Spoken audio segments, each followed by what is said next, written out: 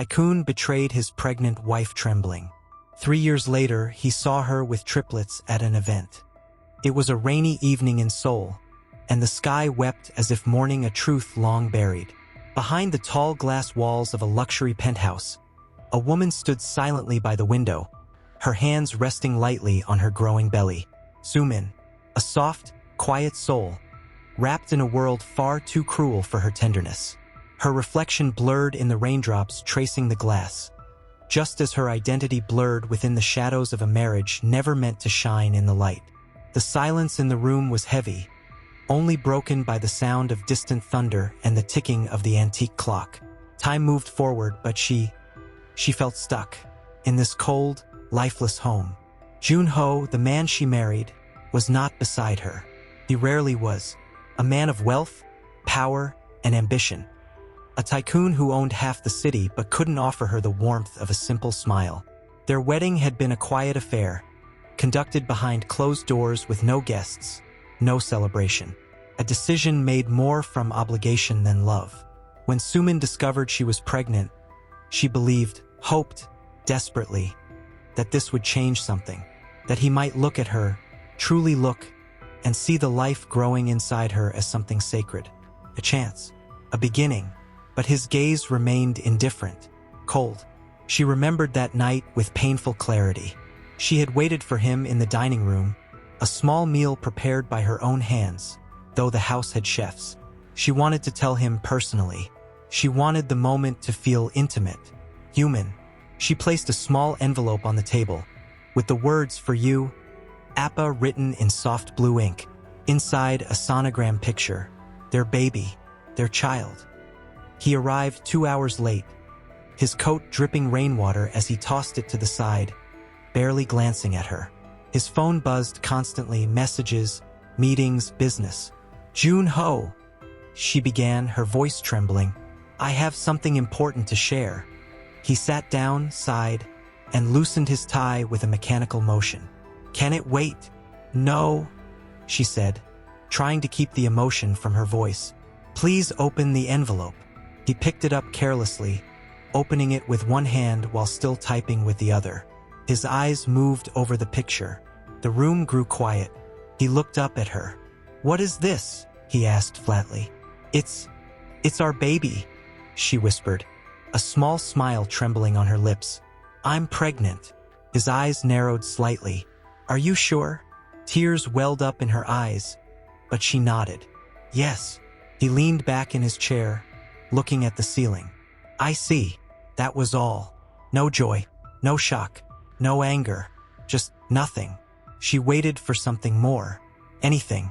"I thought you were taking your pills," he muttered, and she blinked. I was, but sometimes they fail. This isn't something I planned, but it's convenient." He cut in, his voice calm but sharp. "Isn't it? Now I have no choice but to keep you in this house." Her heart cracked, right there in that moment. The dream she held on to for months, of a family, of a man who might love her, shattered. "Jun-ho, I didn't do this to trap you," she said, her voice cracking. "This is our baby. Doesn't that mean anything to you?" He stood up, walked to the window, and stared out at the rain. "I told you from the start. This marriage was to save your father's company. I gave you my name. Isn't that enough?" "But what about love?" she asked softly, stepping toward him. He turned, and his expression was colder than winter. "Don't talk to me about love. You knew the terms." The air left her lungs. She stared at the man who wore her husband's face but had no heart for her, no heart for their child. "I thought maybe things could change," she said, barely able to breathe. His silence was answer enough. He left the room, not even sparing her a glance. That night, she lay awake alone in their massive bed, one hand resting protectively over her belly, tears falling silently onto the pillow. In the shadows, her heart screamed. She had given everything for this man. Her future, her name, her pride, and all he gave her was cold indifference. Outside, the storm raged. Inside, another storm brewed, one far more devastating. She closed her eyes, whispering into the silence, I won't let you hurt my baby. I'll protect this life, even if it means losing everything. And from that moment, the woman who once clung to hope began to let it go. But something stronger was born in its place. A seed of resolve, a spark of silent strength. She would endure. She would rise, even if she had to do it alone. Você diz. Certo, agora tu como narrador e storyteller desenvolva a história sem marcos com o nome de cada tópico que for desenvolve. Me conte sobre o tópico tu com dialogo como su faço espectador. Sempre lembrando de desenvolver com muita moco. Com muitos sentimentos de forma que a estrutura de narrativa utiliza uma linha temporal linear de modo o espectador sentir o que o personagem está sentindo amigos. Com 6.000 characters o ChatGPT diz. The sun filtered weakly through the sheer curtains of the bedroom. It was morning, but the air felt heavy, like it hadn't moved in days. The silence in the mansion was suffocating, broken only by the soft rustle of a blanket as Suman slowly sat up in bed. She reached for the drawer beside her, where the tiny white stick with the two faint pink lines lay hidden.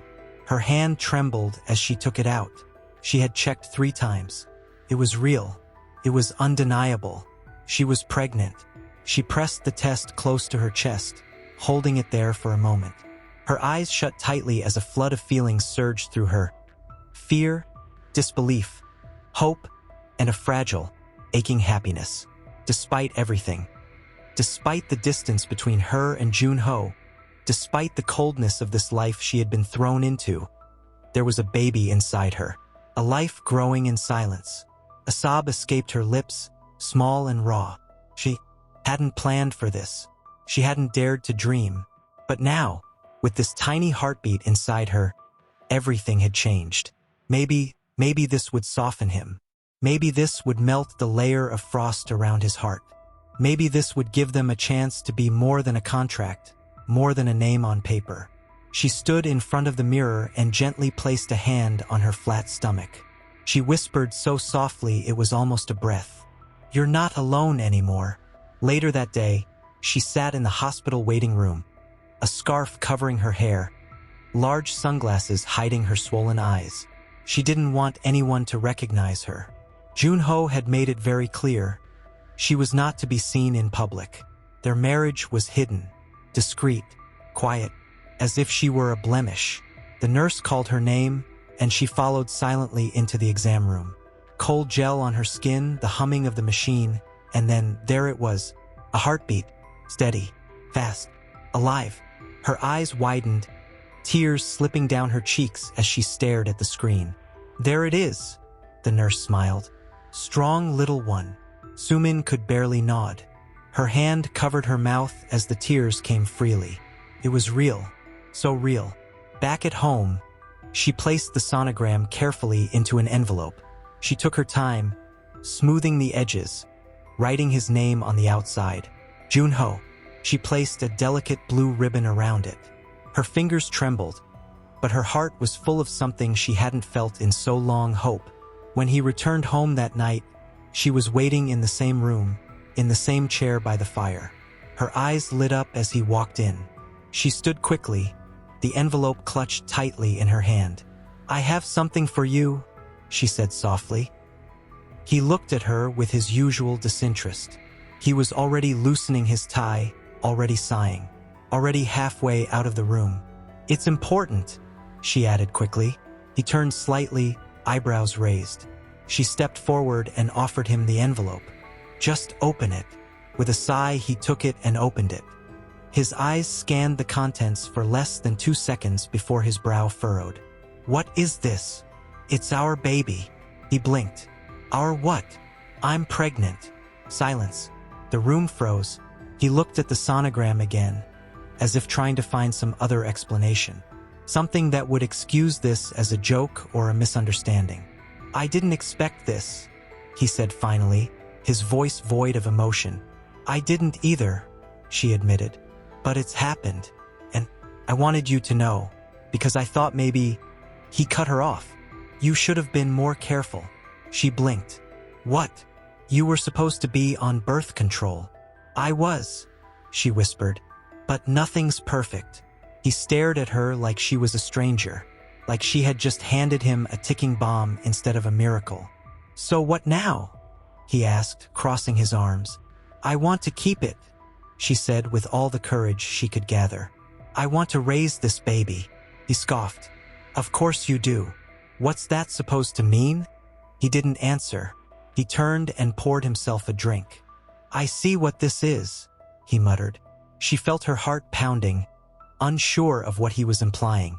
You think this will change something, he said, turning back toward her. You think having a child will make me love you, that I'll suddenly forget why this marriage happened in the first place. She stepped back as if he had slapped her. No, she said. I don't want to trap you. I thought you deserved to know. He threw the sonogram onto the table. Consider it noted. She stared at the small image lying face up among his scattered business documents and whiskey glass. I thought maybe this could be a new beginning, she said, her voice barely audible. Not just for me, for us. There is no us, he said coldly, and then he walked away, just like that, leaving her standing alone, holding onto a future he had already discarded. She spent that night sitting on the floor of the nursery that hadn't yet been built, one hand resting protectively on her belly, the other clutching the sonogram close to her chest. Her tears soaked into the fabric of her blouse. But still, she whispered lullabies to the child he didn't want, to the life that now gave her purpose. She wasn't sure how she would do this. She had no one, no friends, no family who would stand against the power of Junho's world. But she knew one thing. She would protect this baby, no matter what it cost her, even if she had to do it completely alone. She had begun avoiding the main dining room. Meals felt like a performance she wasn't allowed to speak in. Instead, she took quiet breakfasts alone in the garden greenhouse, where the scent of jasmine and citrus trees reminded her that life could still bloom. But even there, shadows found her. That day, Junho was not alone when he returned home. His car arrived earlier than usual. She heard the door open from the upper floor and leaned cautiously over the railing, curious. Then she saw her, tall, elegant, dressed in a tailored red coat with sharp shoulders and heels that clicked confidently against the marble tiles. A woman who did not belong to the staff. A woman who did not bow her head when Junho spoke. In fact, she laughed, softly, playfully, and placed her hand on his arm like it had always belonged there. Sumin's breath caught in her throat. She turned away before they could see her. She knew better than to ask questions. But the image stayed, branded behind her eyelids. Later that evening, she sat in the corner of her bedroom, the lights dim, her knees tucked under her chin. The house was quiet again, but the silence now had a voice. It whispered cruel possibilities she didn't want to believe. When Junho finally entered the room, his tie was loosened, his eyes tired. He barely noticed her sitting there in the shadows. I saw her, Sumin said, her voice hoarse. He stopped at the doorway. Who? The woman in red, she said, slowly standing up. She touched you like she's done it before. His eyes narrowed, but he didn't flinch. You've been watching me now? I live here, she whispered. I don't need to watch you. You brought her home. He walked past her and shrugged off his blazer. She's a business partner. Don't start creating stories. Does she know I exist? He didn't answer. She stepped closer, her voice rising with the ache she could no longer hold. Does she know I'm your wife? Enough, Sumin, he snapped. No, she said firmly, her eyes beginning to shine. I've kept quiet. I've accepted everything you throw at me. But not this. Not while I carry your child. His jaw clenched. Don't make this about the baby. But it is, she cried. Everything changed the moment I felt that heartbeat. Everything. I've been waiting for you to see me, to see this child. But all I see in your eyes is someone else. Her. He sighed, rubbing the bridge of his nose. You always make things more emotional than they need to be. Because I feel Junho. Because I'm human. Because I loved you. Her voice cracked. Even when you didn't deserve it. There was a pause. Terrible pause. He looked at her then, but not with affection. With fatigue. She's someone I can build with, he said. She understands the world I live in. She's intelligent, composed, useful. Her heart split open. And I'm not, she whispered. He hesitated. You were necessary. At the time. Tears streamed silently down her face. He walked to the door again. But before he left, he added, Don't cause trouble. We've both benefited from this arrangement. Just stay quiet. For both our sakes. Then he was gone. And she broke. That night, curled in bed. Her fingers gripped the edge of her pillow like she might drown without it. She couldn't sleep. She couldn't stop thinking about that woman. Yura, as she would later learn. The woman with the confident smile and red lipstick that never smudged. The woman who moved through the house as if she already belonged. As if Sumin were the guest. Days passed. The house changed. Fresh flowers appeared. Yura's favorites, not hers. She caught glimpses of the woman more often. In the library. In the garden. Once even on the phone in the living room. Speaking as though she were already the lady of the house. And Junho, he changed too. He was around more often now, but never for her. His conversations with Yura were filled with laughter, shared ambition, soft murmurs of plans for the future. Once, Sumin walked into a room and heard her say, You deserve someone who matches you, someone who doesn't pull you down. Junho didn't respond. He didn't defend his wife. He just listened. Sumin realized then that Yura was more than a presence. She was the replacement. One evening, as Sumin walked through the corridor, she paused near the guest study. The door was slightly ajar, voices inside. I don't understand why she's still here, Yura's voice murmured. You've given her enough. She's pregnant, Junho replied quietly. Leaving her now would be complicated. There was a silence. Then Yura said with false sweetness, You're not the kind of man who lets complications stop him. Sumin stepped back, her breath stuck in her throat. Her stomach turned, not just from the pregnancy, but from the dread curling around her soul. She returned to her room and stared at the mirror. The woman looking back at her was fading, pale, hollow. Her eyes didn't shine. Her skin had lost its color. Her shoulders drooped beneath the weight of betrayal. But deep inside, a flicker stirred. It wasn't rage. It wasn't despair. It was something older, stronger, instinct, the need to protect. She placed both hands on her belly and whispered, They will not erase me. I won't let them erase you. The days that followed were filled with shadows. She could feel it coming, a storm darker than the last. But she would not break this time. She would bend. She would endure. She would survive. And one day she would leave. Sumin knew. She didn't know how, but she knew. She'd barely slept the night before. Her hands kept resting on her belly, now beginning to show a faint curve. The baby was real. The child was growing. And yet, the man who should have been by her side, he had already chosen someone else. Still, she had held on. For a little longer. But this morning, she woke up to the sound of unfamiliar voices echoing through the hallway. Sharp, commanding, male voices, and footsteps, heavy ones. She rose quickly, her heart already pounding, and went to the door, opening it just as two suited men passed by. Strangers. Security.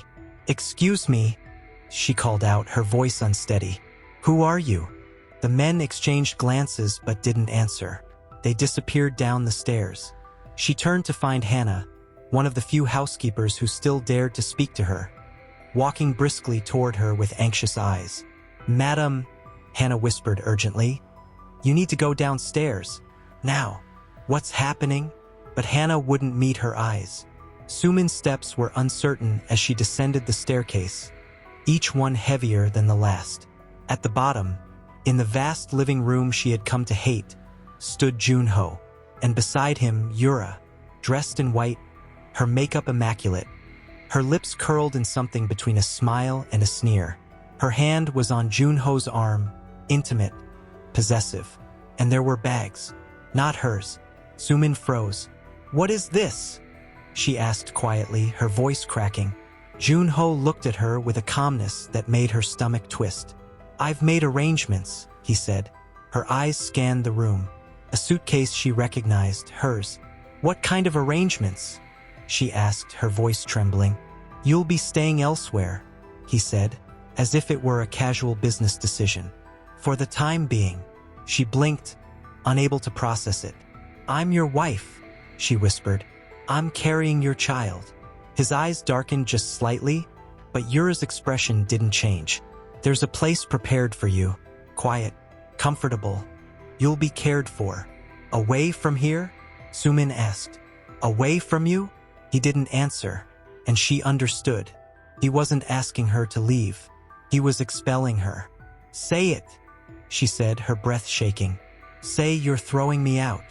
"It's what's best," he said, with that same coldness she had come to know too well. "For everyone." She stared at him, her heart screaming inside her chest. "For her, you mean?" He looked away, and the silence was louder than any answer he could have given. Yura stepped forward then, smiling sweetly. "You'll be safe, Sumin. I promise," she said softly, but her voice dripped with mockery. "I'm sure this new chapter will be good for you. A fresh start." Sumin's hand instinctively moved to her stomach. "Do you even hear yourselves?" she whispered.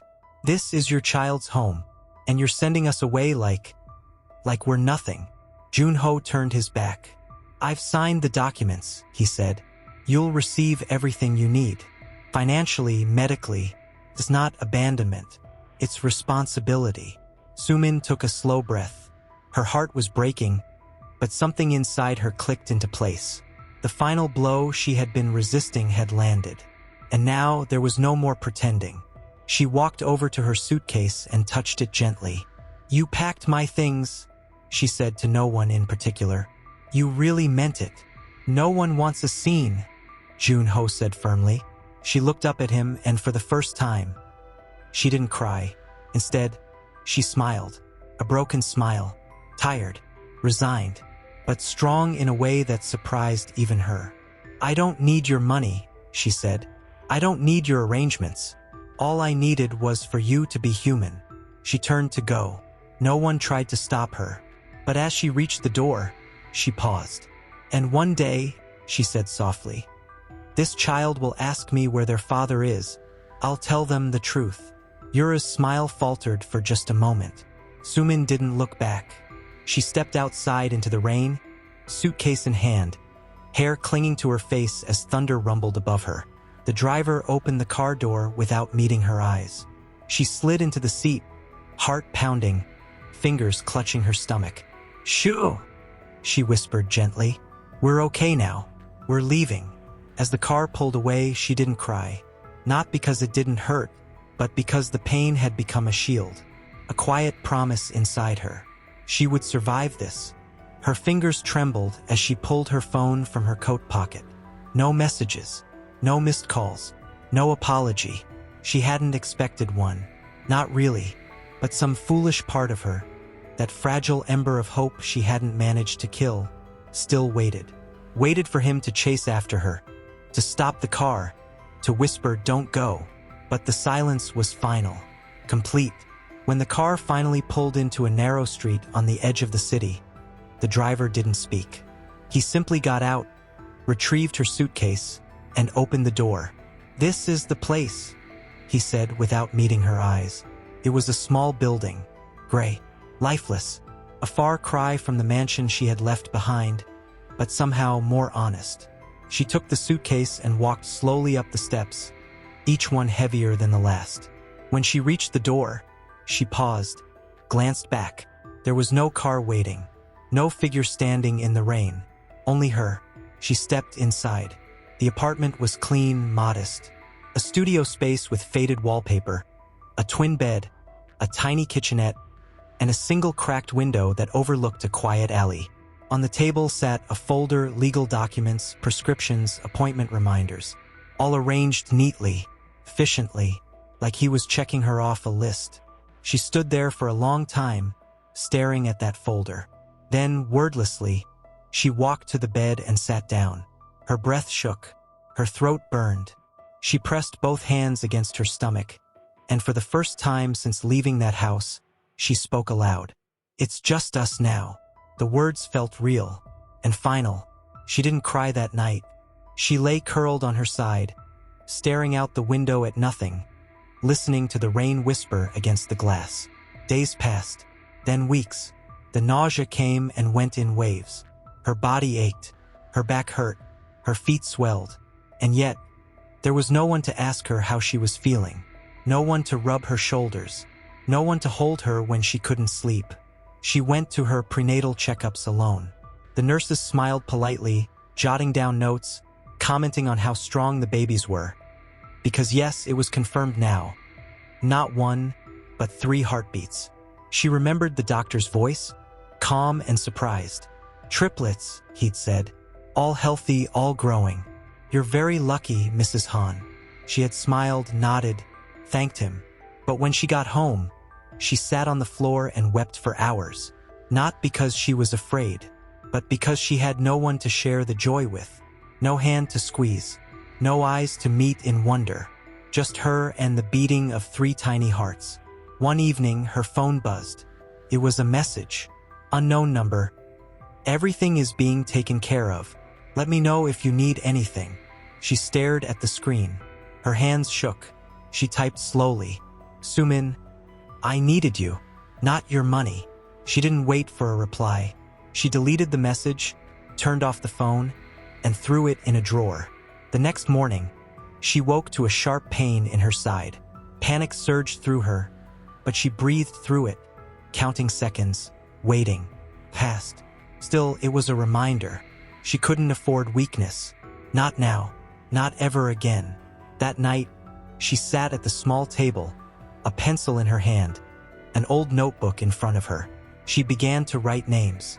Not for herself. For them. Names with meaning. Names with strength. Taehyun. Minji. Oh. She whispered each one softly, her voice fragile and full of longing. "You'll never feel unwanted," she promised. "Not like I did." Her hands shook as she pressed the pencil harder against the page. She wrote one more thing. "They will never know what it feels like to be erased." She began to change after that. Not all at once, but in small, deliberate ways. She went out more, started volunteering at the local church down the street. It gave her purpose, routine. She folded clothes for donation drives, helped sort books at the community library, poured tea for elderly women who called her dear child and told her she glowed like a candle. One of them, Mrs. Park, once touched her hand and said softly, "You've known great pain, haven't you?" Sumin smiled gently. "Yes, but I'm still here." And she was. Each day she grew stronger, not just physically but in spirit. There were nights she still cried, when loneliness crept in like fog, wrapping itself around her chest. But there were also mornings when she smiled at the sunrise and whispered, "We made it another day." One evening, as she folded tiny clothes she had bought secondhand from the market, she looked at the 3 onesies and imagined their tiny bodies, their sleepy eyes, their cries. And her heart ached, but it also bloomed. She wouldn't go back, even if he begged, even if he cried, even if he finally saw her. She had made a silent vow, etched deep in her bones. "They left me trembling, but I will rise steady." Not for revenge, not for pride.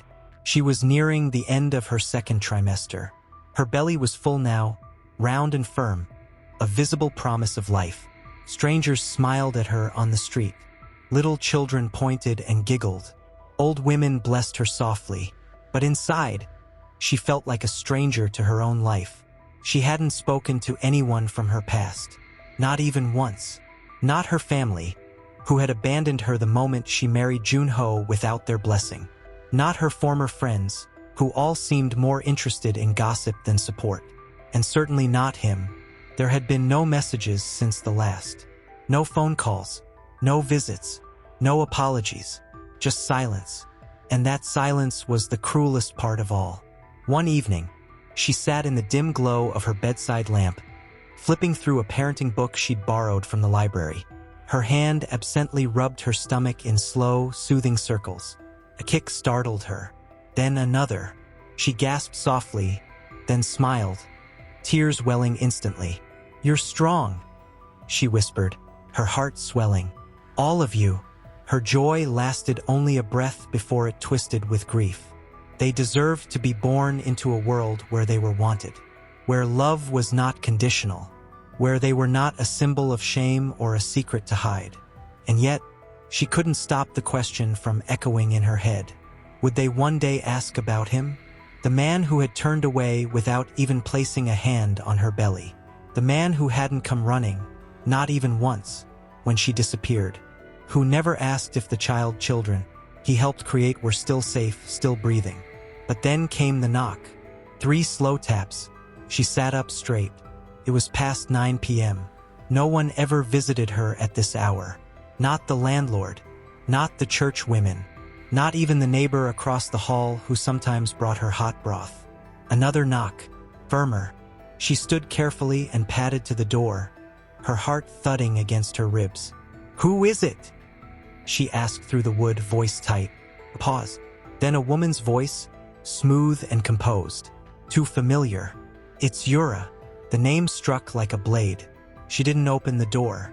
Her entire body tensed, instinctively wrapping one arm across her belly.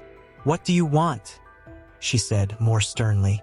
"I just want to talk," Yura replied calmly. "Just a moment. That's all." Sumin hesitated. Every part of her screamed not to let this woman in. But something in the silence that followed made her curious. It wasn't desperation. It wasn't even arrogance. It was confidence. Too much confidence. She unlocked the door, but left the chain on, opening it only a sliver. Yura looked exactly as she remembered. Flawless. Not a hair out of place. Not a wrinkle on her white coat. She might as well have stepped out of one of Junho's marketing campaigns. "You're glowing," Yura said with a polite smile. "Pregnancy suits you." Sumin didn't smile back. "What do you want?" "I came to offer you something. An opportunity." Sumin almost laughed. "You're at my door after months of silence, and you're offering me something? You're carrying Junho's children," Yura said, her tone gentle but calculated. "And whether you like it or not, that matters." Sumin's blood ran cold. "I'm not going back," she said. "I didn't ask you to," Yura replied. "But there's a reputation to protect. His company, his family name, it can't survive rumors. Not about triplets born out of wedlock." Sumin's eyes flared. "Out of wedlock? He was my husband." Yura tilted her head. "A marriage without public record is convenient to dissolve." And there it was, the truth dressed neatly in silk and legal jargon. Sumin stepped back. "I don't want his money. I don't want his name." "You may not," Yura said. "But the children might." Something in Sumin snapped. "I'll tell them he's dead," she said, voice low and firm. "I'll tell them he never wanted them, that he never once touched their mother's hand or heard their hearts beat, that he let a stranger knock on her door before he ever did." Yura's eyes darkened for the first time. "You're angry," she said quietly. "I would be too, but anger fades, and practicality stays. You have 3 mouths to feed. Tiny apartment, no job, no future unless you think ahead." Sumin looked her straight in the eye. "I already did." She closed the door, clicked the lock, and leaned against the wood as the sound of Yura's footsteps faded down the hallway. The babies kicked again. Harder. She slid to the floor, hand pressed tightly to her belly, tears streaming silently down her cheeks. "Don't worry," she whispered.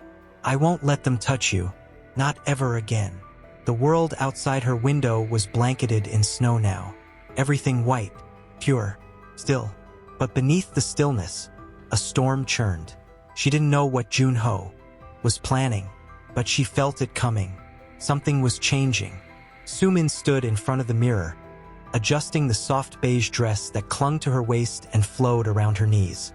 Her dark hair was pulled back loosely, strands framing her face, and she wore no jewelry but a thin silver bracelet, one her daughter, Haun, had chosen for her that morning. "Amma," Minji called from the other room, her voice excited. "Are you ready? They're starting the music." I'm coming, baby, Sumin replied with a smile as she took one last look at herself. There were still shadows beneath her eyes. The kind you earn from long nights alone with crying infants, with sick toddlers, with scraped knees and quiet, brave exhaustion. But her face had changed. She no longer looked like the woman who had been cast aside. She looked like someone who had survived it. The gala event was being held in a grand cultural center, one of Seoul's most prestigious. She hadn't wanted to attend. She hated the spotlight, hated the risk. But the triplets had been selected to perform in a special children's choir, invited by the school director herself. And when Haun had looked up at her with those big brown eyes and whispered, "Please, Amma, can we sing for you?" Sumin had melted. Now here she was, in the middle of a room filled with chandeliers and whispered conversations and elegant gowns, trying not to panic. She sat quietly in the fourth row, heart thumping, scanning the program as if it were a shield. The children were backstage. The music had started. Everything was in motion, and she had no idea, no way to know that on the other side of the room, a man had just walked in. Junho. He hadn't wanted to come either. These kinds of events had lost their charm long ago. After the scandals, the crumbling marriage, the quiet divorce that the board swept under the rug with enough money to shut down questions. He was still powerful, still respected, but the fire that once fueled him had dimmed. Something was missing. Everyone knew it. He moved through the crowd with a glass in his hand, listening half-heartedly to sponsors and investors. Then a voice caught his ear, high-pitched, innocent, singing. The stage lights came up, and a small group of children walked out, holding hands in neat little lines. And that's when it happened. 3 small children stepped into the light. 2 girls, 1 boy, dressed in white, faces glowing, voices soft as snow. Junho felt his chest tighten. The boy, the way his brow furrowed when he concentrated. One of the girls had his nose, exactly his. The other, her chin tilted upward the way she used to, when she was pretending to be brave. He stepped forward, slowly. The faces were undeniable. They looked like him. No, they looked like her. Sumin. His heart dropped. For a second, the music became muffled, as if underwater. He scanned the rows, desperate, wild, uncertain what he even hoped to find. And then he saw her, seated alone, her eyes fixed on the stage, hands clasped in her lap, still, quiet, but not trembling. She looked peaceful, unreachable. His breath hitched. "Sumin," he whispered under his breath. He hadn't spoken her name in years. She hadn't changed much. A little thinner, maybe, a little wiser. But her presence, it was stronger now. The fragility was gone. He took a step toward her, then another, when her eyes finally met his. Time collapsed. There was no fury in her gaze, no desperation, just a silence that struck harder than any scream. She looked away before he could even open his mouth. And just like that, he was a stranger to her. The song ended. Applause filled the room. Parents stood, clapping and cheering. Sumin rose with the rest, smiling as the children bowed. "Amma!" Minji waved from the stage, grinning. Sumin waved back, blinking away tears. Then she turned and walked toward the side hallway that led to the backstage area, without once looking back at him. Junho stood frozen. He should have gone after her. He should have run. But for the first time in years, he realized something devastating. He didn't know how to approach her. Not anymore. She wasn't the woman he had left behind. She wasn't waiting for him. And worse, his eyes were fixed on the spot where Sumin had stood moments earlier, where she had looked at him and looked through him. He should have followed her, should have walked up to her and said something, anything. But his legs had betrayed him. His pride had betrayed him. And now she was gone again just like before. Only this time she wasn't trembling. He had come to this gala by coincidence. A board member had insisted his presence would bring goodwill. He hadn't expected this. He hadn't expected to see his past, his children, standing under stage lights, singing. He turned abruptly and strode toward the backstage entrance, where a few staff members monitored a velvet rope. A woman stepped in front of him, clipboard in hand. "Sir, parents only beyond this point." "I'm a parent," he said, his voice low, tight. "Name?" He hesitated. His mind scrambled. What was he supposed to say? That he didn't know their names? That he hadn't seen his own children since before they were born? His jaw clenched. "They're triplets. The three that just sang." "I understand, but we have a list." "Minji," he said suddenly, voice cracking. "One of them is named Minji. And Haun. And..." He stopped. He didn't know the boy's name. The woman raised an eyebrow. "Sir, I'm going to have to ask you to step back." "Please," he said. "Just one moment. I just need to see her." A firm hand grabbed his shoulder. "Security." Junho backed away slowly, his breath shallow, his pulse screaming in his ears. The doors closed again. The line of access had been drawn. He was too late. Again. Backstage. Sumin knelt as she helped Minji change out of her white choir robe. The girl giggled as she slipped into her coat, proud and giddy. "You sang beautifully," Sumin said, brushing a curl behind her daughter's ear. "Did you see us, Amma? Did you really see us?" "I never looked away." Haun came running up next, holding her paper flower crown, face flushed. "Can we get ice cream now?" Sumin smiled, her chest tightening with affection. "Ice cream before dinner? Please." The girls chimed in unison. She turned to Taehyun, who stood quietly by the corner, clutching a small toy car he never went anywhere without. "What about you, sweetheart?" "I want strawberry," he said softly. She nodded, her heart already pulling her toward the exit. The last thing she wanted was to linger, but as they walked through the side corridor, she stopped, because she felt it, that unmistakable tension in the air, the way the temperature seemed to shift. She looked up and saw him. Junho stood near the glass entrance, alone now, his coat in hand, his eyes searching for her. He saw her immediately, their eyes locked. This time he didn't hesitate. He took a step forward, but so did the children. "Amma," Minji said, pulling at her hand. "That man's staring at you." Sumin didn't move. She was paralyzed by the look on his face. There was no arrogance in it, no superiority, just a kind of aching disbelief, like he was staring at something that once lived in a dream and had now become real. Taehyun followed his sister's gaze and looked up at Junho, his eyes curious. "Who is he?" Sumin felt the world narrow to a point. She bent down and whispered quickly, "He's no one, darling. Let's go." But she was too late. Junho had crossed the distance, stopping just a few feet away. "Sumin," he said, breathless. "Wait." She straightened slowly, shielding the children behind her. Her voice was calm, but her heart was a storm. "What are you doing here?" "I didn't know you'd be here. I didn't know they would be here. And now you do." He stared at the three small faces peeking from behind her skirt. "They look just like..."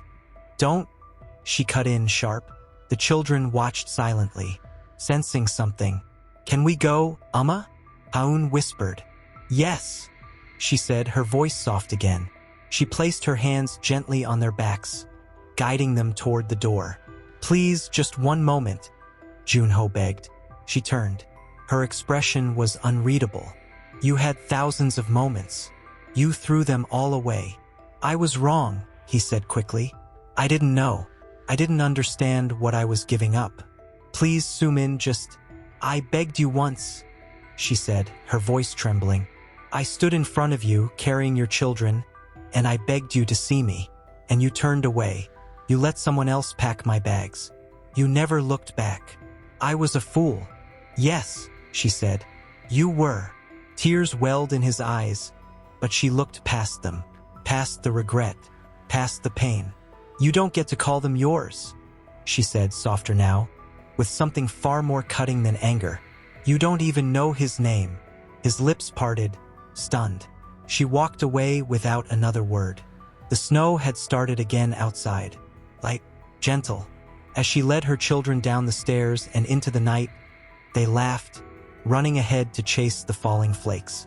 And behind them, The man who once thought he held the world. Mismatched chairs and soft music drifting like a secret through the air. The perfect place to disappear.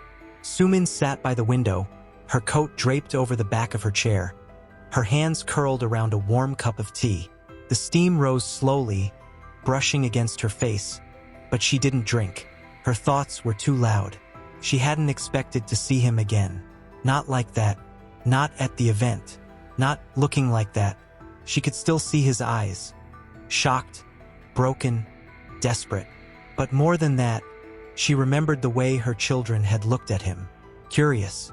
And that terrified her more than anything. She hadn't told them much. Just that their father wasn't around. That sometimes people made choices they couldn't undo. She thought that would be enough for a few more years. But children were smart. And Taehyun, he had been quiet ever since. She glanced toward the door, checking the time. She had asked her friend from the school, Mrs. G, to watch the kids for a few hours. They needed laughter. She needed space. The door to the cafe opened. She didn't have to look. She felt it. Junho stepped in slowly, his eyes scanning the room until they landed on her. He didn't smile. He didn't try to pretend. He walked toward her like a man approaching something sacred he'd once destroyed. She didn't rise. He sat across from her, removing his gloves, folding his hands together on the table. Neither of them spoke at first. Then, "You shouldn't have followed us," she said softly. "I didn't," he replied. "I asked the school. I know someone on the board. I needed to see you again." Sumin looked at him now. Really looked. He was thinner. His suit was the same expensive kind, but it no longer fit him like armor. It hung slightly loose. His hair was darker, but his face was tired, lined. "Why now?" she asked. "Why not 3 years ago? Or 2? Or 1? I thought you didn't want to be found." "I didn't." "Then, why do you look so angry that I didn't try harder?" She stared at him, and something cracked. So quietly she almost didn't notice it. "Because I was scared," she whispered. "Because every day, I thought, what if he shows up and tries to take them from me? And then I thought, no, he won't. He's forgotten us." And somehow, that hurt more. Junho leaned forward, elbows on the table, his voice tight. "I didn't forget." "Then what?" she snapped, the heat rising in her throat. "You just moved on? Married your ambition? Built empires while I was alone? Terrified, bleeding, trying to bring 3 lives into this world without dying myself." He winced. "Don't say that." "Why not?" she said, eyes shining. "It's the truth." He looked down at the table. "I was a coward." She laughed, bitter, short. "That's the first honest thing you've said in years. I believed what I was told, that you manipulated me, that the pregnancy was convenient, that you... I loved you." She cut in, voice breaking. "God help me. I loved you, even after everything. Even when you treated me like I was dirt on your shoes. I still hoped." Silence bloomed between them, thick, real. "I thought about you every day," he finally said. "Every single day. I wondered where you were, if you were safe, if you hated me." "I did," she whispered. "I do." He looked at her with a rawness she didn't recognize. "But I miss you," he admitted. She flinched. "You don't miss me," she said. "You miss the chance you lost. You miss the version of yourself that didn't walk away." He nodded slowly. "Maybe that's true. I don't owe you anything," she said, sitting straighter. "Not forgiveness. Not explanations. I know. You didn't come here for me," she continued. "You came here for them." He swallowed. "I want to know them. They're not yours," she said firmly. "Not yet." His voice was quiet now, almost pleading. "Please, Sumin, let me try." She looked at him for a long moment. Her heart was a storm of grief and fury and longing and exhaustion. And somewhere deep inside it was fear. Fear of what would happen if she let him back in. Fear of what would happen if she didn't. "I'm not doing this for you," she said. "I understand. I'm not letting them get hurt." I swear to you I would never. I don't believe your words, she cut in. I'll believe your actions. He nodded again. Anything, whatever you need. She finished the last sip of her tea and stood up. I'll think about it, she said. Then she paused, her eyes locked with his. A blurry shot, taken by someone at the gala, captured Sumin holding hands with the triplets as they walked down the grand staircase. One child looked back, smiling. The others were caught mid-laugh. And beside them, in the distance, just barely visible in the background, was Junho, his face shadowed, his posture frozen, staring after them like a man who had just seen ghosts. At first, the internet whispered, then it roared. Are these the secret children of Han Junho, CEO of HJ Group? Who is the mystery woman seen at the Seoul Gala with triplets? Past scandal resurfaces. Abandoned wife or well-kept secret? It took only a day for the reporters to camp outside Sumin's building. She hadn't known. She had taken the children to school that morning like any other day. Scarves wrapped tight, mittens snug, hair brushed just so.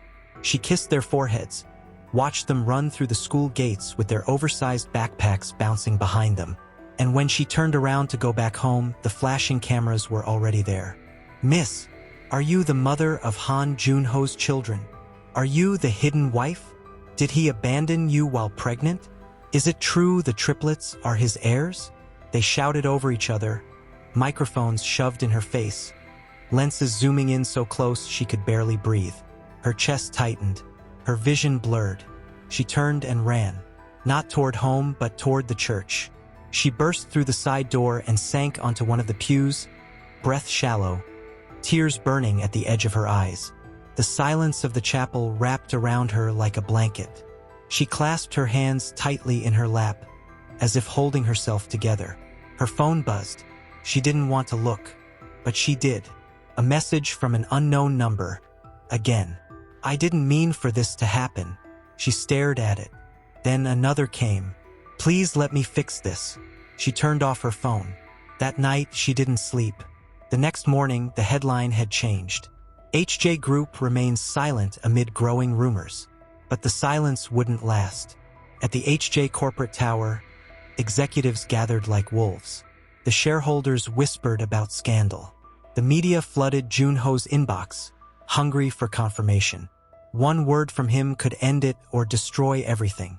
Yura was the first to confront him. She stormed into his office unannounced, her heels snapping against the floor like gunfire.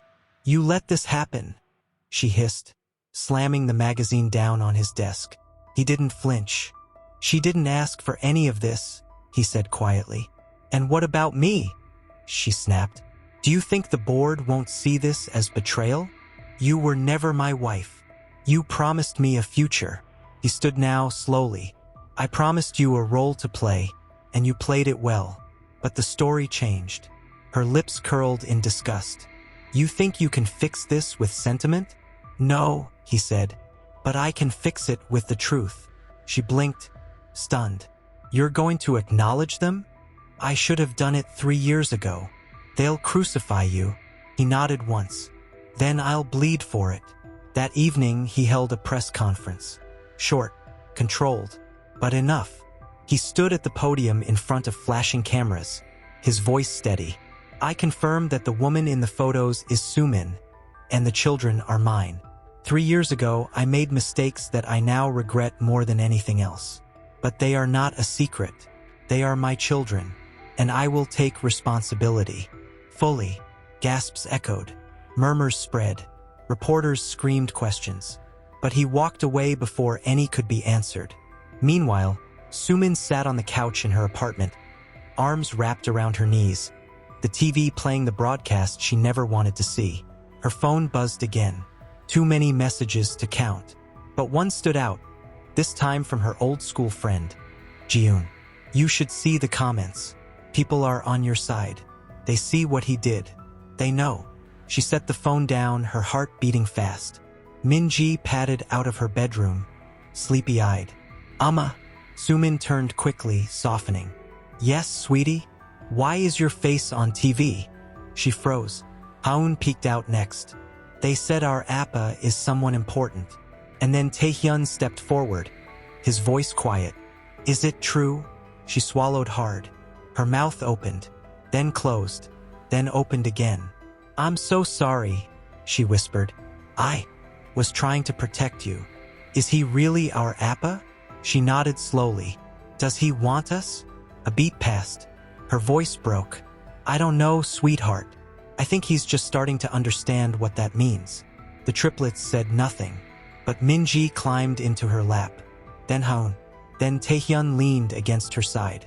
She held them all. It was the first time he'd seen them together like that. His children. The reality pressed against his chest like a weight too large to carry. They were beautiful, whole, untouched by his neglect because Sumin had protected them from it. And he had watched it all from the sidelines. His phone buzzed. He didn't move. Another buzz. Then a knock. Come in, he said quietly.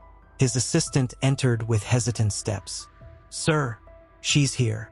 His heart lurched. Sumin. No, Miss Yura. He exhaled. The storm would come eventually. Send her in. Yura entered without hesitation, heels clicking sharply, eyes already burning with controlled rage. She closed the door behind her with too much grace to call it slamming, but her entire presence felt like a confrontation. So this is what it's come to, she said, voice dripping in frost. You've chosen your redemption arc. I didn't ask for your approval, he replied, not looking at her. You humiliated me, she snapped. You made me look like a liar. You were a liar. She froze. You told me she betrayed me. You said she manipulated me, trapped me with the pregnancy. I did what you wanted me to do, she hissed. You were already looking for a reason to throw her away. His silence was louder than a confession. Yura stepped closer, voice softening into something more dangerous. They don't belong in this world, Junho. Not her.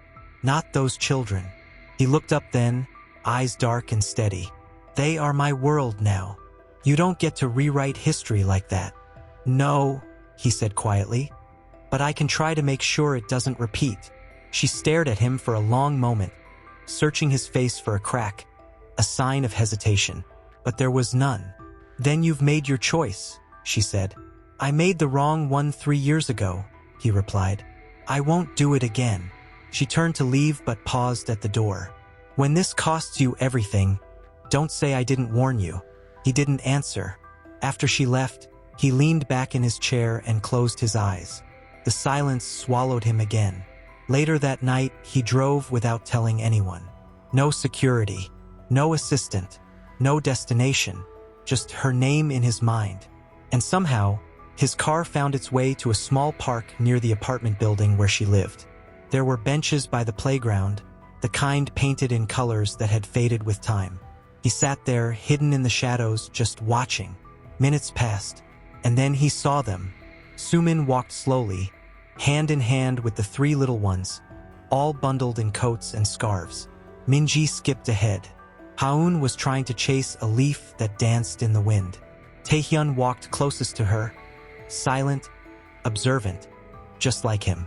They reached the swing set, and Sumin knelt to push Minji gently, laughing softly.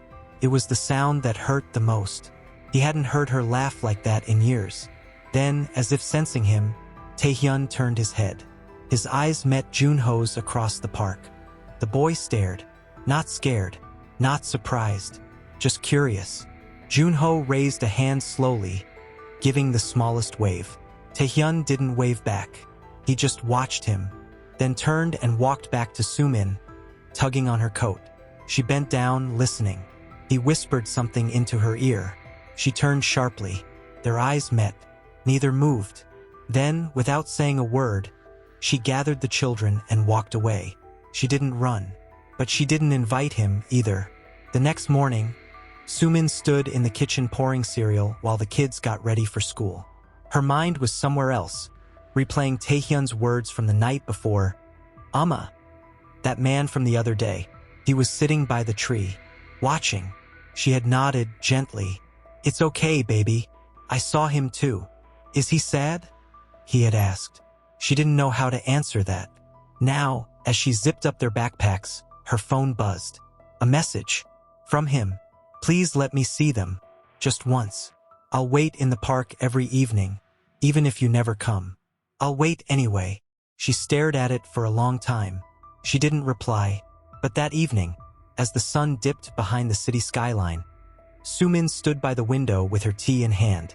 Tea filtered through the window, casting soft golden shapes across the floor. She poured the hot water over the tea leaves and watched them swirl, her mind far from the warmth of the moment. It had been 3 days. 3 days since she last saw Junho sitting beneath that tree in the park, coat buttoned tight, eyes fixed on the playground where their children once ran. He didn't approach. He didn't call. He just sat there, waiting. She hated that it stirred something in her. Not forgiveness, not even sympathy, but a memory of the man he could have been. A soft knock broke her thoughts. She glanced at the door. Another knock, gentle this time, careful, as if whoever stood there already knew they weren't welcome. She crossed the room slowly, her heart thudding in her chest. She opened the door. It wasn't Junho. It was Jiun, her old friend from school. The only one who had stood by her side when the world turned its back. "Hey," Jiun said, holding a bag of groceries. "I brought the snacks your kids love. Dried strawberries, right?" Sumin stepped aside. "Come in." They moved into the kitchen, where Jiun placed the bag on the counter and turned, eyes gentle. "I saw the photos again," she said softly. "They're everywhere." Sumin nodded, silent. June leaned against the counter, her voice low. "Have you spoken to him?" "I saw him. Twice," Sumin replied. "At the gala, then in the park. And he said nothing the first time, and everything the second." June watched her. "You still love him?" Sumin looked down at the tea. Her hands tightened slightly around the mug. "I don't know what I feel," she admitted. "It's like standing in front of a fire I swore I'd never touch again. But it doesn't burn the same now. It just aches." Jiun stepped closer, her voice barely above a whisper. "You don't have to forgive him, but if your heart is still open, maybe it's not just for him." Sumin met her friend's eyes. Jiun smiled gently. "Maybe it's for yourself too." That night, after Jiun left and the children were asleep, Sumin stood on the balcony, watching the wind rustle the branches in the park across the street. A faint glow from a nearby street lamp illuminated the same tree, and beneath it he was there again. She didn't think. She just moved. She wrapped her shawl around her shoulders, stepped into her shoes, and walked outside without knowing what she would say. Her heart beat so loudly she thought it might echo through the pavement. As she approached, he stood, his breath caught. "I didn't expect you," he said. She crossed her arms. "But you hoped." He nodded. She looked at the bench. "You've been sitting there every night?" "Since you left the cafe," he said. "I wasn't lying." "Why?" He stepped closer. "Because this is all I can do now. Wait, prove to you that I won't run away again. That I'm here, even if you never open the door." Sumin let the silence settle between them. The wind picked up.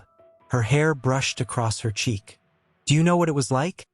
she asked suddenly, her voice shaking. "To give birth without a hand to hold? To hold 3 crying babies against my chest and wonder if I'd ever eat again? I sold my wedding ring to buy formula. I stitched torn baby clothes at night until my fingers bled. I gave everything. And you disappeared."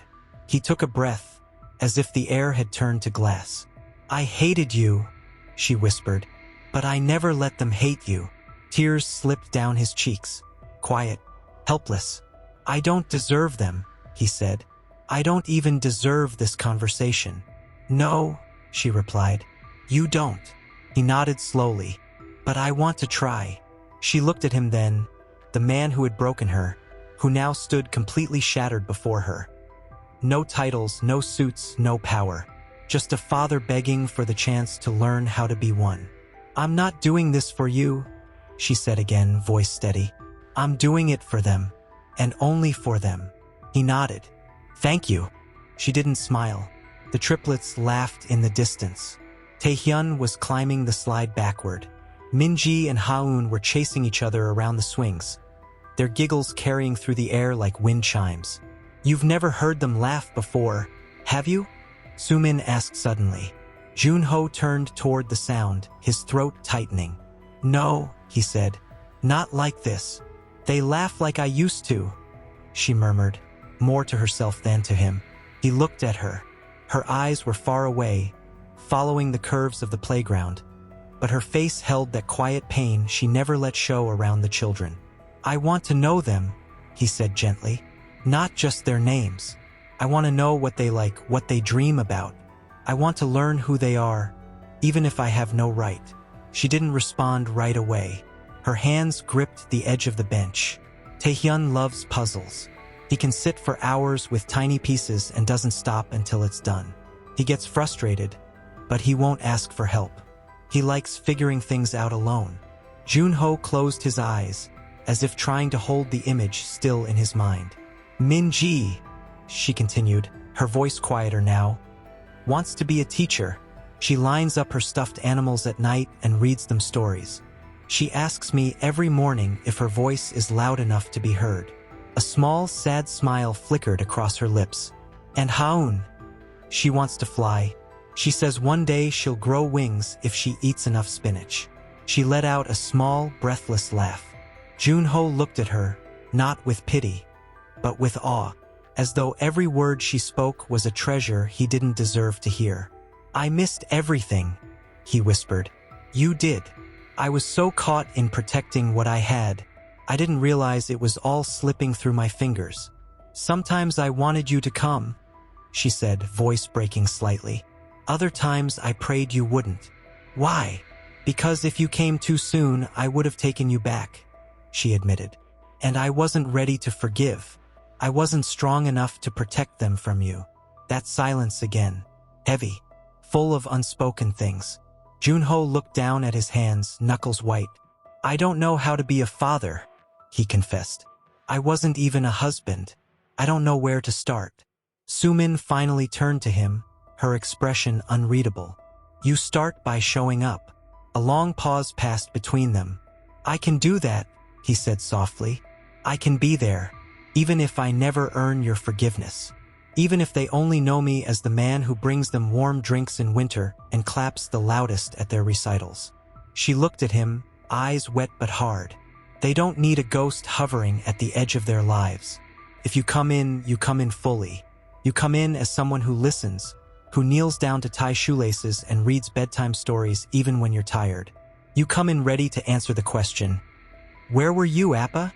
And you better have the truth ready." He nodded, slowly, like a man being handed a sentence he was willing to serve. "I will never lie to them," he said. "Not again." They sat there a moment longer, neither speaking. Only the sound of the children's laughter echoing between them. "Can I walk over?" he asked. She hesitated. Then she nodded once. "But stay near. Don't overwhelm them." He rose carefully, as if afraid the bench would break beneath him. As he walked toward the playground, his steps were slow, respectful, measured. Taehyun saw him first. The little boy froze, one hand on the slide. Min-ji stopped chasing her sister. Haun looked up, with wide eyes. Junho knelt down a short distance away, not speaking, just waiting. Min-ji approached slowly, tugging on Haun's sleeve, whispering something. Taehyun walked forward last, hands balled in his coat pockets. Sumin watched it all from the bench. She watched as her son stood in front of his father, so small, so silent, and stared into his eyes. Then, "Hi," Taehyun said, his voice unsure. Junho smiled, heart lodged in his throat.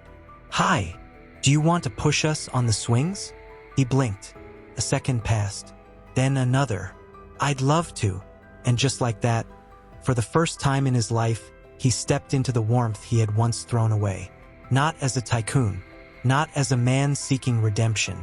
Junho stood behind the rusted chains, gently pushing Min-ji with both hands while she squealed with delight.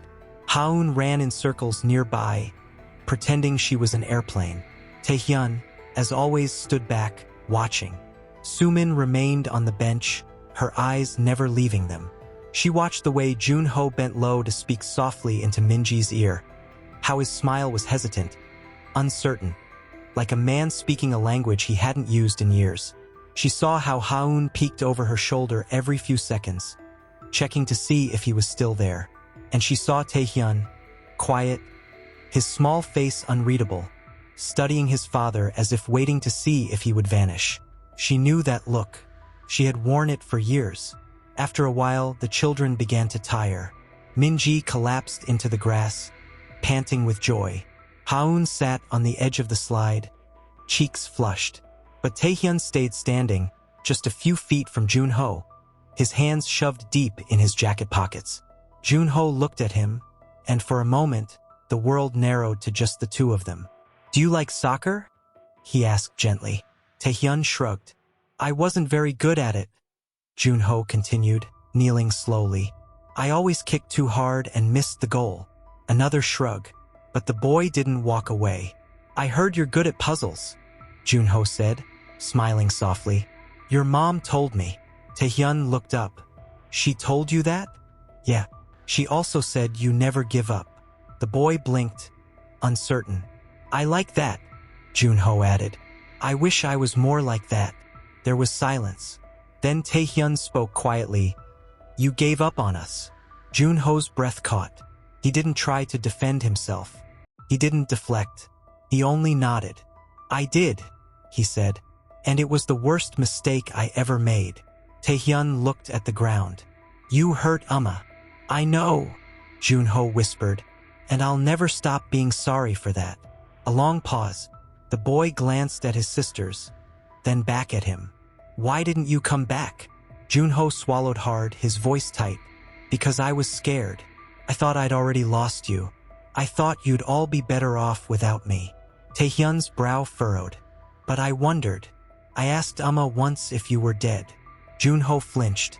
"She said no, but she cried when I asked." "I'm so sorry," Junho said, his voice cracking.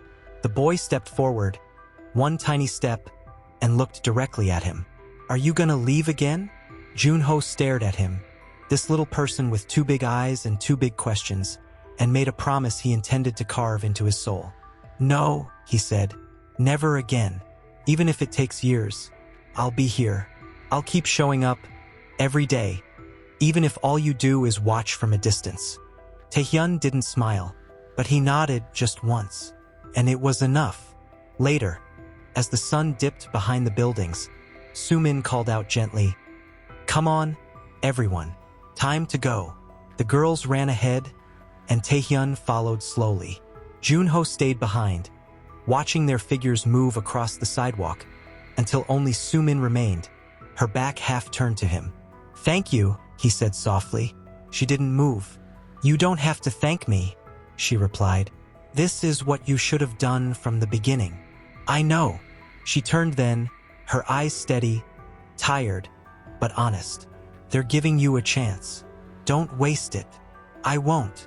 They don't need perfection. They just need presence." Junho nodded. "And me?" she asked suddenly, her voice smaller than she wanted it to be. "Do you think showing up now will erase everything you did to me?" "No," he said. "I wouldn't expect that." "Then why keep trying?" He stepped closer, voice low. "Because I still see you in everything I want to be. And I can't fix the past. But I can show you I'm not that man anymore." Sumin stared at him, her heart tight, her thoughts unraveling like threads she couldn't gather. "I don't know if I believe you." "You don't have to," he whispered. "Just don't close the door yet." She looked away, blinking hard. "Go home, Junho. I'll be here again tomorrow," he said. "I know." She walked away. "Amma, Haun stole my green," Minji shouted. "I didn't steal it. I borrowed it," Haun protested. Sumin was halfway into her reply when the sound of the bell silenced the room. She froze. There was something different about the timing, about the stillness that followed. She stood up slowly, wiping her hands on her sweater. Through the peephole, she saw him. Again. But this time, he wasn't alone. He held something in his arms. Not gifts. Not flowers. A box. Brown, weathered, taped carefully. She opened the door, cautious. "You're early," she said softly. He nodded, looking nervous. "I didn't want to interrupt lunch." The triplets had peeked around the corner. Haun waved. "Appa!" Sumin's heart pinched at the sound. She still wasn't used to it. Still didn't know how to feel when they said it so easily, like it had always belonged to him. He smiled at them. "Hey, little bears. Is it okay if I steal your mom for a few minutes?" They scattered back into the living room, apparently satisfied by his request. Haun giggled. Taehyun just nodded. Sumin stepped out into the hallway, pulling the door closed behind her. "What's in the box?" she asked. He hesitated, then handed it to her. "Things I should have given you years ago." She raised an eyebrow, skeptical, but took the box into her arms. It was heavier than it looked. "Come with me," she said. They walked in silence to the kitchen table. She set the box down and opened it. At the top, folded carefully, was a hospital bracelet, hers, from the night she gave birth. Her fingers trembled as she picked it up. "How did you?" "I kept it," he said quietly. "They handed it to me when I signed the forms to finalize the divorce. I didn't look at it for months. Then one night I found it in a drawer, and I couldn't throw it away." Beneath the bracelet was a stack of envelopes, unsealed, yellowing with time. "I wrote to you," he continued, "when I couldn't sleep, after meetings, after I saw other fathers holding their children. I wrote and never sent them." She opened one. The handwriting was raw, slanted, angry in some places, desperate in others. "You probably hate me. You should. I hate me too.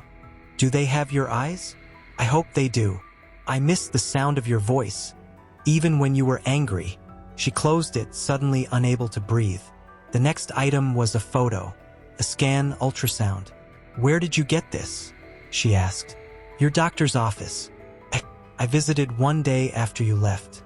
The nurse recognized me. She didn't say much, but she gave me this, said you had asked for 3 copies." Sumin held it in both hands. 3 small shadows inside her, a memory of fear, of loneliness, of trembling hands. "I didn't know what to do with it," he said. "I was ashamed to keep it, but I couldn't throw it away either." Her voice was quiet. "So you buried it?" He didn't answer. She kept digging. A tiny plush rabbit, its fur frayed at the ear. A book of fairy tales with corners bent. A baby sock, just one. All things he had bought but never given. "I sat outside the hospital the day you gave birth," he said. "In the car. I had the name written in my GPS and I just sat there. I saw the light in the window. I knew you were up there in pain. And I did nothing." "Why are you showing me this now?" she asked, not unkindly. He swallowed. "Because if I die tomorrow, I don't want these things hidden anymore. I don't want the proof of my cowardice to rot in a drawer. I want you to know that even when I wasn't there, I knew what I had lost." Tears brimmed in her eyes, but she didn't let them fall. "This doesn't fix anything," she whispered. "I know." She stared at the pile, her history in fragments. Proof of what should have been, of what could have. "They're starting to love you," she said, her voice shaky. "All 3. I see it in the way they wait at the window. In the way Taehyun asks me if you're coming every morning. That's dangerous." He nodded. "I know. If you leave again, if you disappear, I won't. You don't get another mistake, Junho. I'm not asking for another." Her eyes searched his face, and for the first time in a long time, she saw no lies there, no ambition, no pride, only remorse, and maybe hope. She reached into the box one more time and found a folded note. Fresh, not yellowed like the others. She unfolded it. "If they ever ask why I wasn't there, tell them this. I was lost, and their mother was the map back to myself." She looked up. He was crying, but not in shame this time, in gratitude. "Thank you," she said quietly. "For what?" "For not burying this." Sumin sat on the rug, legs folded beneath her as she sorted through the triplets' art projects from school. Their drawings of dragons, stars, and misshapen hearts were scattered across the floor like colorful memories. The door creaked open. Minji was the first to run in. He's here. Haun followed, giggling. Appa brought something. Taehyun entered last, quieter, his eyes searching for her approval before he fully stepped in. Junho appeared behind them, holding a thermos in one hand and a small paper bag in the other. He looked like a man trying his best not to shake. "I brought hot chocolate," he said, offering it like a peace treaty. "And those cookies they like. The ones with the pink icing." Minji gasped. "The ones from the corner shop?" "You remembered," Haun added. He smiled, but his eyes were on Sumin. She gave a small nod. "Come in." He stepped inside, cautiously removing his shoes like he might wake a ghost. The children pulled him toward the sofa. "Sit here. Sit next to me." "No, next to me." "Appa, help me with my drawing." "Look, I made you." He sat slowly, overwhelmed in the best kind of way. They climbed around him, each talking over the other, little hands tugging at his sleeves, proud of the attention they could finally give to someone they had once only imagined. Sumin stood for a moment, watching the scene unfold, her heart tight in her chest. Okay, she said gently. "Let Appa breathe." They all pouted but obeyed, settling onto cushions as he began pouring hot chocolate into small mugs. She sat on the edge of the armchair, arms crossed over her knees, watching. He handed each child their drink carefully, like the mugs were made of gold. "Thank you," Taehyun said, a little slower than the others, "for coming back." Junho looked at him, eyes already glassy. "I should have never left," he said quietly. "I'm sorry. You can stay today," Haun offered. "Right, Sumin hesitated, then nodded. "He can stay." Cheers erupted. They drank and laughed. The children showed him their crafts, their favorite books, even their sock collections. Sumin sat back, observing the way Junho leaned in close when Minji whispered her secrets, the way his hand rested on Taehyun's back gently as he helped him solve a maze puzzle, the way he let Haun braid his hair with tiny ribbons and never once flinched. She had seen men pretend before, seen them smile with hollow eyes and leave when the door closed. But Junho wasn't pretending anymore. Later, when the sun began to fade behind soft gray clouds and the children curled up under a blanket with their books, Sumin rose and stepped into the kitchen. She filled the kettle with water, her movements slow and quiet. Junho followed after a minute, careful not to wake them. "She braided my hair," he whispered, chuckling. "Do you think that means she forgives me?" Sumin looked at him over her shoulder. "Haun forgives fast. It's a gift. And Taehyun, he forgives slowly," she replied. "But when he does, it's forever." He nodded, swallowing hard. She turned off the kettle before it boiled. "You're really trying," she said softly. "I'll keep trying," he replied, "as long as it takes." They stood in silence, inches apart, surrounded by the smell of tea leaves and the faint sound of children's voices from the next room. "I was afraid," she admitted, her voice breaking a little, "that if I let you near them, they'd get attached. And if you left again, it would break them. I won't leave. And if they ask where you were all this time," he took a deep breath, "I'll tell them the truth, that I failed, that I walked away from something beautiful because I didn't believe I deserved it, and that it took losing everything to realize what really mattered." She stared at him, tears in her eyes. "Don't say the right thing if you don't mean it. I mean every word." There was another long silence. Then her voice came, quiet as a breath. "Do you want to read them a story before they sleep?" He blinked. "I'd love to." As they walked back into the living room, Junho took the book from Haun's hand and settled onto the floor between the three small bodies curled around pillows and stuffed animals. He opened the first page and began to read.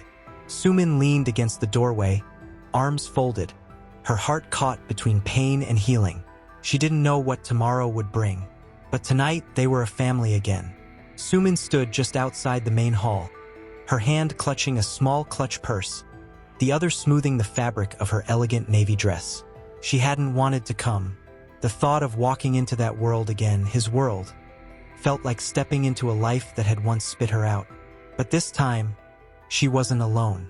Behind her, Minji tugged gently at her skirt, wide-eyed. "Amma, is this the place where Appa works?" "Yes," Sumin whispered, then knelt to fix the bow on Haun's hair. "Stay close to me, okay?" Taehyun said nothing, his small hand already gripping hers. A woman in black approached, her earpiece flashing under her hair. "Ms. Sumin, Mr. Han is ready for you." Sumin took a breath that nearly folded her chest in half. "Let's go," she whispered to the children. Inside, the room quieted as they entered. People turned, not in disdain, not in curiosity, in recognition. They walked slowly down the center of the hall, past long tables lined with investors, executives, and journalists. For the first time, she wasn't hidden. She wasn't invisible. She was seen. And at the front of the stage stood Junho, in a simple black suit, eyes fixed only on them. The microphone rested in his hand, but his words paused when he saw them. Taehyun tugged her hand. "Why is everyone staring, Amma?" "Because sometimes," she said softly, "the truth takes a long time to come to light." Junho stepped forward slowly and extended his hand to his son first. Taehyun looked at her. She nodded, and the boy stepped forward, placing his small hand into his father's. Junho closed his eyes, just for a second. A silent vow. He lifted the mic, his voice soft but strong. "There was a time when I stood in front of people like you," he began, "and only told you the version of myself I wanted you to believe in. A man who was successful, powerful, in control." He paused. "I lied." Murmurs echoed through the hall. Sumin stared, breath caught in her throat. "I failed as a husband, as a father, as a man. I walked away from the only people who ever loved me without condition. I spent years convincing myself it was necessary, that I was doing the right thing. But the truth is, I was scared." He looked at the children. "At that time, I believed that love made you weak, that vulnerability meant risk. And so I left. I betrayed the woman who gave everything for me. And I never looked back, until it was almost too late." He turned to the audience. "I stand here not to ask for applause or sympathy. I stand here to acknowledge what I broke, and to show you what strength really looks like." He gestured toward Sumin. Her eyes widened slightly, caught in the light of 100 stares. "That woman," he continued, voice thickening with emotion, "carried 3 lives alone. She raised them with dignity, with kindness, and with a grace I never deserved. And tonight, for the first time, I want to say what I should have said long ago." He turned to her, lowering the mic. "Sumin," he said, voice just for her now. "I'm sorry." Tears threatened the corners of her eyes. "I'm sorry I didn't fight for you. I'm sorry I made you feel invisible. I'm sorry I missed every first step, every birthday, every night you were scared and alone." He took a step forward, slowly. "I don't want to rewrite the past. I want to build something new, with truth, with presence, with all of me." The room was silent. He held out his hand. Her heart thudded. The children looked up at her, eyes wide, waiting. Sumin didn't move for a long moment. Her breath shook in her chest. She saw flashes of the woman she had once been, trembling, alone, walking away in the rain. And now, she stepped forward, not to place her hand in his, but to lift Taehyun's hand and place it gently into Junho's, then Minji's, then Haun's, and finally, she looked into his eyes. "I forgive you," she said, "but I won't forget." He nodded, tears falling now. "I wouldn't want you to." "Then let's raise them," she said softly. In the light, together they turned to face the crowd, not with perfection, but with truth. He turned to her slowly, his face flushed from emotion, eyes still wet. There was a trembling in his hands he didn't try to hide. "I didn't expect you to come tonight," he said. She looked at him, her voice quiet but steady. "I almost didn't." "Then why?" "Because the children deserved to see you stand up and tell the truth." Her gaze dropped for a moment. "And maybe," I needed to hear it too. His voice cracked. I meant every word. I know you did. She took a step away from him and leaned against the wall, folding her arms across her chest. There was a long pause between them, one filled with the weight of everything that had happened and everything that could still go wrong. You're rebuilding, she said after a while. You've taken the first steps. He nodded. But I don't want to just rebuild what I broke. I want to become something better. For them. For myself. And for me? She asked, almost afraid of her own voice. He hesitated. Then gently, for you, I want to be worthy of standing beside you again. Not because I want you to forget what happened, but because I want you to remember what's possible. Her eyes softened. That night you threw me out. I still hear the echo of the door closing. It never left me. Even when I smiled for the children, even when I said I was fine, that sound followed me. Junho stepped closer, his voice hoarse. If I could take that night away. You can't, she said, not unkindly. But you can keep showing up. I will, he promised. She turned her face to the ceiling, blinking back a tear. They've started calling you Appa like it's always belonged to you. And sometimes, I envy how easily they love. It won't be easy for them forever, he said. They'll grow up. They'll ask harder questions. Then give them better answers than you gave me, she whispered. I will. He reached into his coat pocket and pulled out something small. A necklace. Simple.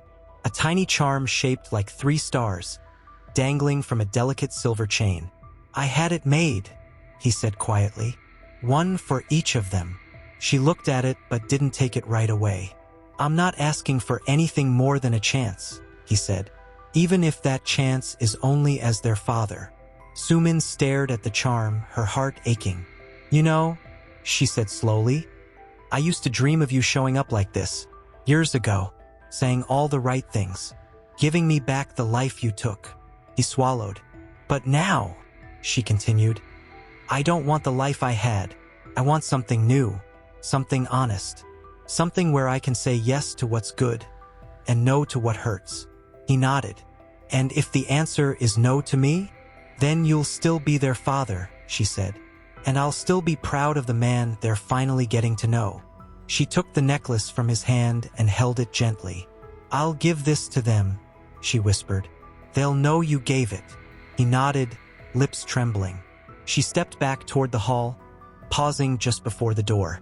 Junho, he looked up quickly. I'm not there yet, but I'm not running anymore. The smallest smile broke on his face. That's more than I hoped for. Mug between both hands, watching the breeze play gently with the curtain fabric. Behind her, the soft rustle of footsteps approached. Junho entered the room quietly, dressed in jeans and a pale sweater, holding Taehyun's tiny jacket in one hand and a pair of mismatched socks in the other. Haun insists these are a pair, he said, a small smile touching his lips. I tried to argue. I lost. Sumin turned slightly, a hint of laughter beneath her exhaustion. That means you're learning. He walked to her side, placed the socks down, and stood in silence for a moment, looking out the window with her. They're excited about the new house, he said softly. She nodded. I know. He hesitated. And you? Sumin took a long sip of her tea. They'll have their own rooms. A yard. That's enough for now. He looked down, fingers tightening slightly. You know you don't have to say yes to me just because I'm showing up now. She turned to him fully, resting her mug on the table. I'm not saying yes to you, she said gently. Not as a husband. Not yet. I know. I'm saying yes to a father who finally came back. I'm saying yes to letting go of what's rotted inside me for years. To not living in bitterness. To teaching my children that it's okay to forgive, but not forget. He swallowed hard, voice trembling. And to us. She stepped closer, until her voice was only a breath between them. To us, she whispered. There's still a long road, but you're walking it now. And that's something I never thought I'd see. He looked into her eyes, searching. I'm not perfect, Sumin. I'll make mistakes. I still don't always know what I'm doing. She nodded slowly. But this time you're here. And that's more than I ever had before. From the hallway, laughter erupted. Minji ran past wearing a towel like a cape, chased by Haun wielding a plastic sword. Taehyun followed with a notebook and pencil, taking important notes for the mission. They're insane, Sumin said with a small smile. They're ours, Junho whispered. She didn't answer, just looked at him, eyes wet. Then she stepped away, picked up the jacket he'd dropped, and called out to the children. Time to visit the new house. They cheered in unison. Outside, the car was packed with bags, toys, books. The final load. Junho buckled the girls into their seats while Sumin held Taehyun's hand as he climbed into the back. Before she closed the door, he looked up at her. "Amma," he asked, "do people get second chances?" She paused, brushing his hair away from his eyes. "Sometimes," she said softly, "if they really want them." And Appa, she smiled, heart aching with the weight of years past and the fragile beauty of the moment. Appa's trying to earn his. Taehyun nodded thoughtfully, then leaned over to help his sisters arrange their stuffed animals. Sumin climbed into the passenger seat. Junho looked at her before starting the engine. "Are you ready?" "No," she said, "but I'm not afraid anymore." They pulled away from the curb, the sun rising behind them, painting long shadows that stretched into the past. But the road ahead was clear. They didn't hold hands. They didn't speak. But in that silence was something whole, something